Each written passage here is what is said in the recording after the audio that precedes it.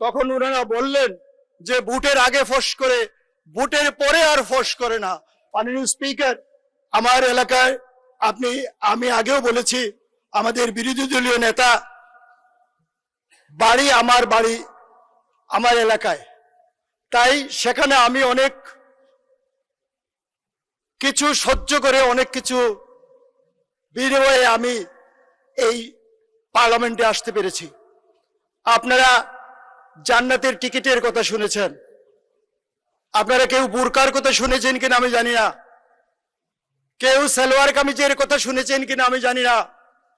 এখানেই শেষ নয় মাননীয় স্পিকার, আপনারা জানেন নির্বাচনের দিন প্রত্যেকটি বুথের আশেপাশে প্রার্থীর কোনো এজেন্ট থাকেন নির্বাচনী ভোটার স্লিপ দেওয়ার জন্য। সেই রকম জান্নাতি একটি ক্যাম্পে আমার এক বৃদ্ধ মা, উনি ভোট দিতে যাচ্ছেন, ওনাকে ডাকা হলো সেখানে। ডাকার পরে উনি বললেন আমার খুব তৃষ্ণা পেয়েছে, আমাকে একটু পানি দিবেন। তখন ওনাকে একটি কোক দেওয়া হলো। মাননীয় স্পিকার, আপনি জানেন কোক খুললেই ফস করে একটা শব্দ হয়।